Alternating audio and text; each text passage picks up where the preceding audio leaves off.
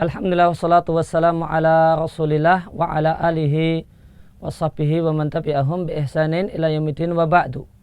Pemirsa yang berbahagia, di pertemuan yang lewat telah kita bahas cara yang syar'i, cara yang sesuai dengan syariat untuk melindungi anak, melindungi cucu dari berbagai gangguan keburukan, terutama gangguan dari yang berasal dari alam gaib yang tidak nyata dan tidak terlihat.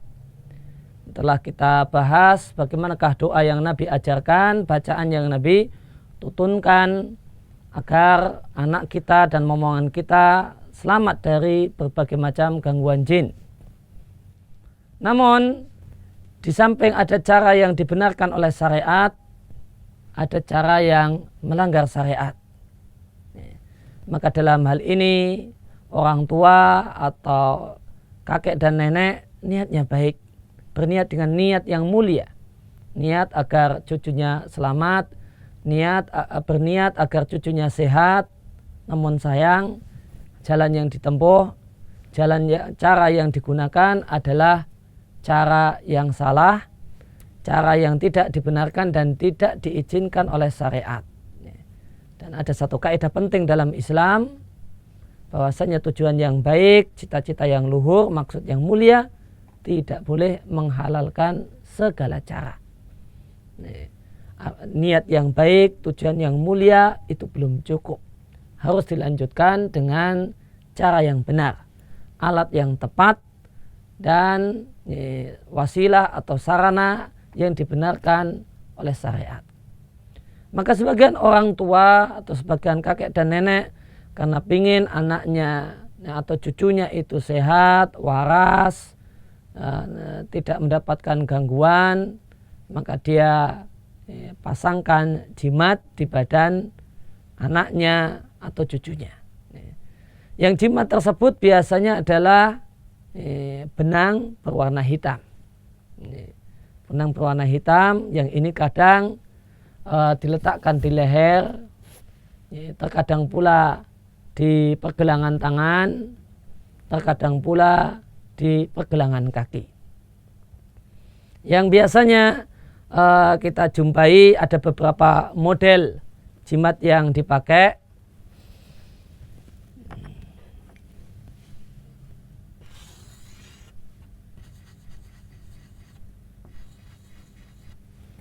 Terkadang jimatnya adalah sekedar benang, kemudian di salah satu sisinya kemudian dibuat semacam digulung-gulung, sehingga jadi agak menonjol yang tidak serupa dengan yang lain. Namun terkadang pula ada bentuk benang yang berbeda.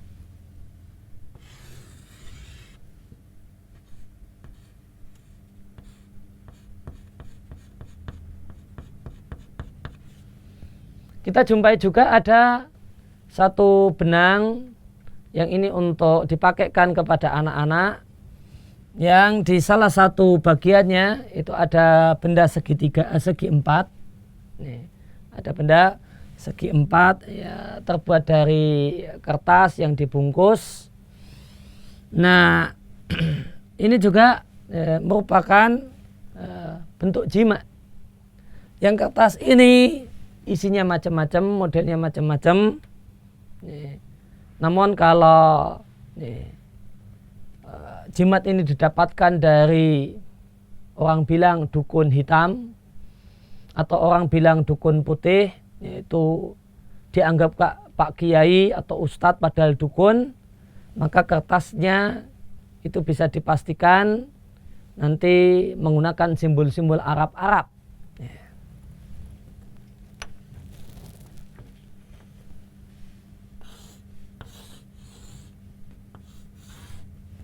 Nanti kertasnya ketika dibuka, nanti boleh jadi kita jumpai ada gambar segitiga, kemudian ada lingkaran-lingkaran, ada gambar segi empat, nanti kemudian ada alif yang dijejer, atau kemudian nun, maka ada simbol-simbol huruf Arab yang dipakai. Nah, ini biasanya didapatkan kalau dukunnya itu sebagaimana kata orang dukun putih. White magic, ilmu yang dia miliki adalah magic putih. Maka nanti akan pakai simbol Arab-Arab. Nah, lain halnya jika dukunnya adalah black magic, dukun hitam, maka nanti tentu keadaan kertasnya berbeda, lebih terang-terangan kalau itu adalah kemusyrikan. Dan perlu diketahui bahasanya simbol-simbol ini pada hakikatnya adalah simbol-simbol tertentu yang memiliki faedah, memiliki kegunaan, mengundang jin. Dan berkaitan dengan masalah hukum menggunakan jimat, maka para ulama telah menjelaskan kepada kita bahasanya hukum menggunakan jimat itu ada dua macam.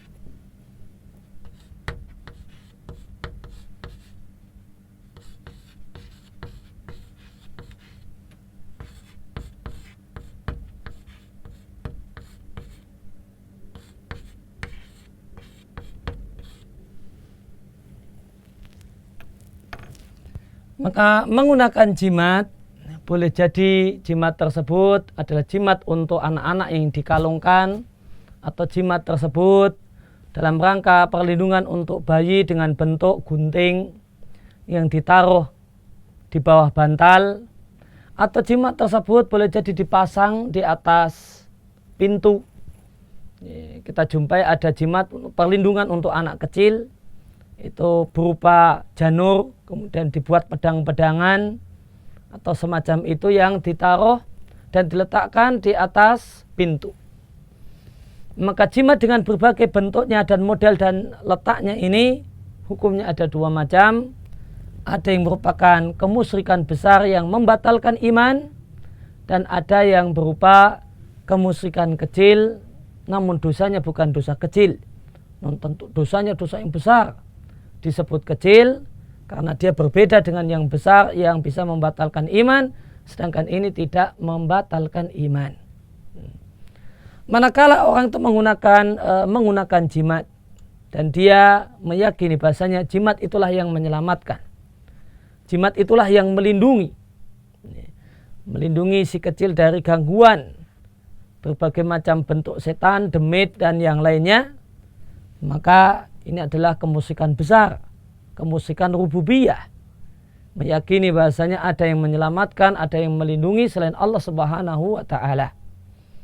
Yang kedua, jika menggunakan jimat tersebut, diyakini bahasanya jimat ini sekedar alat, sekedar ikhtiar, sekedar usaha, sekedar sarana, namun Allah lah yang menyelamatkan, Allah yang melindungi, maka ini syirkun asghar. Ini adalah kemusyrikan kecil yang mengurangi kualitas iman dan tauhid, namun tidak sampai membatalkannya. Dan berkaitan dengan bahaya menggunakan jimat, telah Nabi sampaikan dalam sebuah hadis yang diriwayatkan oleh Imam Ahmad. Nabi SAW bersabda, man allaqa tamimatan faqad kafara au asyraka. Maka man allaqa tamimatan, siapa yang memakai jimat, siapa yang menggunakan jimat, maka faqad kafara au asyraka, maka sungguh dia telah terjumus dalam kekafiran atau dia terjumus dalam kemusyrikan. Maka setelah Nabi katakan bahwa memakai jimat itu adalah kemusyrikan, tidaklah mungkin kita katakan jimat itu bukan kemusyrikan. Kita akan katakan sebagaimana yang Nabi katakan, jimat adalah kemusyrikan. Namun bentuk kemusyrikannya boleh jadi adalah kemusyrikan besar yang membatalkan iman, atau kemusyrikan kecil yang mengurangi kadar dan kualitas keimanan. Sedangkan permasalahan jimat untuk anak secara khusus, maka hal ini terdapat dalam masalah ini satu riwayat dari ibunda kita Ibunda Aisyah radhiyallahu anha. Dari wa an Aisyah radhiyallahu anha, dari Ibunda Aisyah radhiyallahu anha, annaha kanat tu'ta bisabyan idza wulidu. Maka menjadi kebiasaan banyak orang, kebiasaan banyak anggota masyarakat ketika itu, jika mereka dapat momongan anak yang baru saja lahir, mereka bawa ke tempat Ibunda Aisyah. Fatada'u lahum bil barokah. Setelah sampai di tempatnya Aisyah, di rumahnya Aisyah, maka Aisyah sekedar mendoakan bayi tersebut agar mendapatkan keberkahan dari Allah Subhanahu wa ta'ala. Maka ini satu hal yang baik dilakukan ketika kita dapat momongan. Maka satu hal yang baik, kita datang, kita bawa momongan kita ke tempat orang yang soleh, dan kita mintai beliau agar mendoakan momongan dan titipan yang Allah berikan kepada kita. Maka satu hari fa'utiya bisobiyin, satu hari ada orang yang datang membawa bayi laki-laki. Fadhabat tada'u wisadatahu. Setelah Ibunda Aisyah menerima bayi tersebut, dari keluarganya, maka beliau ingin menggendongnya, dan beliau ingin menggendongnya secara langsung. Maka beliau letakkan, beliau singkirkan bantal yang ada di kepala bayi itu. Fa'idha tahta ra'sihi Musa. Ternyata di bawah kepala bayi tadi, di bantal itu terdapat sejenis silet yang tajam.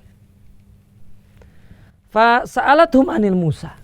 Maka Ibunda Aisyah kemudian bertanya kepada keluarga dari bayi ini silet untuk apa?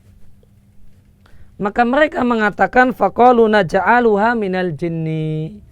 Kami letakkan silet itu di bantal ini untuk melindungi anak ini dari gangguan jin. Ini maksud baik dari orang tua, melindungi anaknya dari gangguan jin. Namun dengan cara yang salah. Maka Ibunda Aisyah radhiyallahu anha fa'akhadatil Musa farumat biha wa nahathum anha. Maka Ibunda Aisyah kemudian mengambil silet tersebut, kemudian membuangnya dan melarang dan berpesan kepada keluarga bayi tadi untuk tidak lagi melakukan hal ini. Waqala, dan beliau kemudian mengatakan, inna Rasulullah sallallahu alaihi wasallam kana yakrahu tiyarata wa yubghiduha. Dan beliau sampaikan bahasanya Rasulullah sallallahu alaihi wasallam membenci dan tidak suka dengan perasaan pesimis, perasaan sial. Dan perasaan inilah yang memotivasi orang untuk memakai jimat. Kenapa banyak orang memakai jimat? Jika kita tanyakan kepada orang yang gemar melakukan hal ini, pasti motivasinya adalah dia khawatir sial. Dia khawatir, yang ada dalam pikirannya adalah bencana, malapetaka, kesialan, dan seterusnya. Oleh karena itu, maka di antara ajaran penting dalam Islam, Islam melarang tiara, perasaan dan ketakutan, selalu dihantui ketakutan adanya keburukan, musibah, kesialan. Nabi menginginkan agar umatnya menjadi seorang yang optimis, orang yang menatap masa depan, waktu yang akan datang dengan penuh harapan, tidak dengan pandangan pesimis, dengan pandangan suram, jangan-jangan ada musibah ini, ada bencana ini dan itu. Wa kanat Aisyah tunaha anha, dan adalah Ibunda Aisyah radhiyallahu anha, beliau melarang jimat atau melarang perasaan sial yang ini merupakan dampak yang akan berdampak berdampak dan membuahkan kebiasaan atau perbuatan memakai jimat dan memasang jimat. Hadis ini atau riwayat dari Ibunda Aisyah radhiyallahu anha ini diriwayatkan oleh Al-Bukhari dalam Al-Adab Al-Mufrad dengan sanad yang sahih. Kemudian riwayat yang lain berkaitan dengan masalah jimat untuk anak-anak. Dari Lubabah Maula Bani Khalaf, ada seorang wanita mantan budak bernama Lubabah. Beliau mengatakan, Ataina Aisyata bisobiyin, satu hari satu ketika saya bertamu ke rumah ibunda Aisyah radhiallahu anha dengan membawa bayi laki-laki. Fiyadihi wadaun, namun di tangan bayi tersebut terdapat gelang, yang gelangnya itu di sana ada kerangnya. Maka apa yang terjadi? Fa'abat antahmilahu hatta yudo'a anhu. Maka ibunda Aisyah tidak mau menggendong bayi ini sampai jimat yang terbuat dari kerang ini disingkirkan, dibuang. Setelah disingkirkan dan dibuang, beliau baru berkenan untuk menggendong anak tersebut. Demikian dalam satu riwayat yang diriwayatkan oleh Bukhari dalam kitabnya At-Tarikh Al-Kabir. Demikian juga kita jumpai riwayat yang ketiga dari sahabat Nabi Sallallahu Alaihi Wasallam, yaitu Uqbah bin Amir radhiallahu anhu. Beliau mengatakan, maudhi'u tamimati minal insani wa tifli syirkun. Jimat baik dipakai oleh orang dewasa ataupun anak-anak adalah kemusyrikan. Demikian diriwayatkan oleh Ibnu Abi Syaibah dalam Al-Musannaf. Maka beliau tegaskan bahasanya jimat itu adalah kemusyrikan baik dipakai oleh orang dewasa ataupun oleh anak-anak. Tentu yang berdosa berbeda. Kalau anak-anak, tentu si anaknya tidak berdosa manakala dia diberi jimat dan dipasangi jimat oleh orang tuanya. Orang tuanya lah yang menanggung dosa. Non dosa apakah yang dilakukan oleh orang tuanya ketika dia memasangkan jimat dan memakaikan jimat pada tubuh anaknya? Dosanya adalah dosa kemusyrikan. Boleh jadi kemusyrikan besar, boleh jadi kemusyrikan kecil. Namun yang jelas adalah kemusyrikan. Dan adalah satu hal yang sangat-sangat buruk dalam ajaran Islam. Oleh karena itu kita memohon kepada Allah Subhanahu wa taala agar Allah Subhanahu wa taala menjaga dan melindungi kita dari dosa kemusyrikan, dari perbuatan kemusyrikan, demikian juga keluarga kita dan seluruh kaum muslimin. Demikian pemirsa yang bisa kami sampaikan, mudah-mudahan bermanfaat.